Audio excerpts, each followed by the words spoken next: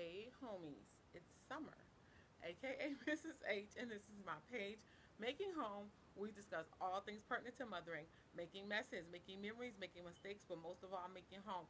So this is part two to the video that I just uploaded. So if you see me in the same shirt, then go watch the first one and then come back and watch this one, and I'll label them as such. But as I was saying in that video, I'm talking about the adjustments that I had to make while returning to school as a student mom. And so in that video, I talked about the fact that we had to make changes to our meals. And I also talked about the fact that I had to adjust to the fact that I am actually now a student and not only a mom. And so I have to think like a student in the facts in regard to meeting deadlines and retaining information and just completing assignments on time, and realizing that there are going to be a lot of assignments. And also, one of the things that I, had to change, or I guess adjust, is the mode in which, or the way in which I do things. So on my IG page, I shared a funny clip of my husband and I going and using Kroger click list, and all the time that Kroger click list has been available, I think probably about the past 2.5 years, I have never used it. But I knew that I would not have time to run around to the store, grocery shop, and things like that. So we used it, for the first time, and it worked well. And I'm looking forward to using it again. I need to make a grocery list. And so, again, things will look different for you. Talking with your family and letting them know your needs and your expectations, and hearing, from them, is equally important, because I told my husband multiple times. I mean, I can't even count how many times I told him that, things will look different in our household. I'm a stay-at-home mom. We have 9 children. One lives outside the home. The others live at home. And so they are used to me being around and being available to do any and everything. But although, I'm here, I'm still here. I'm not, working full-time or anything like that. I do not have the time to do the stuff that I used to do, or, and this has only been a week, people. This has only been a week.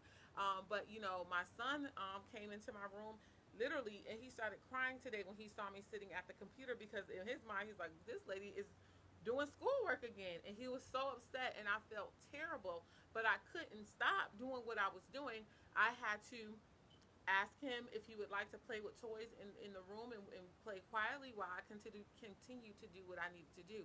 And so that, by itself would have made me feel terrible and guilty. But I'm trying to remind myself that this is a temporary inconvenience for something that's really going to be beneficial and bless us all in the future. The other thing that I will say is, rest. Rest when you can. Again, I can't stay up all night. I usually veg out. I'm not like a huge TV person. I don't know any of the latest shows, but I love YouTube. I like, I'm becoming a fan of IG, and I like Facebook. I haven't been on Facebook. Today was the first day that I really got on Facebook and like actually interacted, because I didn't have the time. Now that could end up being a good thing, because I spend way too much time on Facebook. But I'm just saying, like, you won't have time to do anything other than your class. Well, I won't say that, but your classes will take up a huge amount of time. Um, for me, I worked from like November to now.